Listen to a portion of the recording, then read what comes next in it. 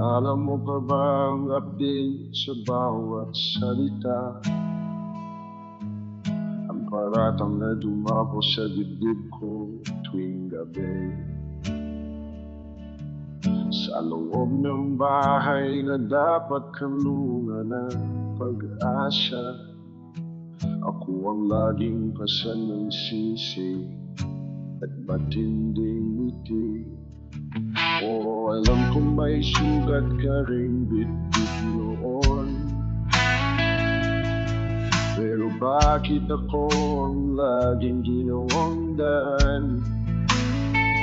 Sa tahimik kong pag-iyak, walang isang tumingin. Parang bato ang puso sa gitna ng aming tahanan.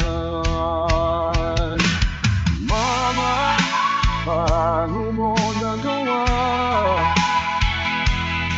ang umibig ng may bigat at galit na tilang ko? Mama, paano mo nagawa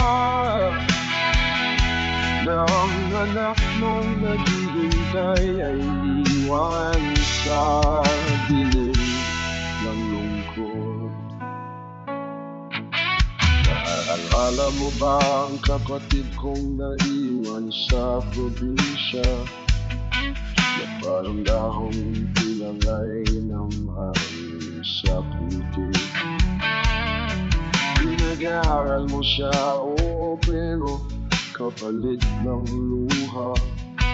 Pagmamahal ang hanap niya, pero takot ang kanyang bitbit. At nang dumugo ang pag-asa sa dulo ng iyong kamay, halos mawalan siya ng hininga sa bigat ng takot. Habang sa silid ay tahimik siyang napaluhod at nanalangin. Diyos na lamang ang saksi sa kanyang sumbong at lubot. Mama, paano mo nagawa ang umibig ng may bigat at galit na tiyaw ko?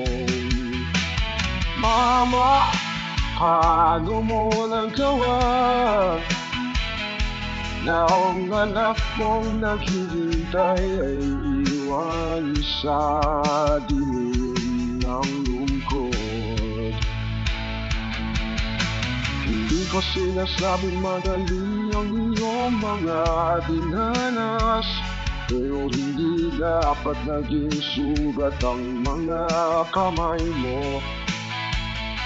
Kung ang tahanan ay para sa paghirap at paglinga, ba't naging binangguan ang bawat pintuan mo? Oh, Mama, paano mo nagawa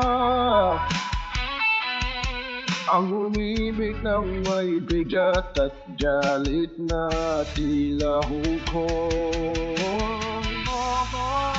Paano mo nagawa na ang anak mong naghihintay ay iwan sa dilim ng lungkot? Ngayong dalangin ko'y wakas ng mga dating kilot, na sa gitna ng sugat ay may matutong magbago. Mama, kung maririnig mo ang boses kong sugatan, sa huli ang habag pa rin ang tanging hinahanap ko.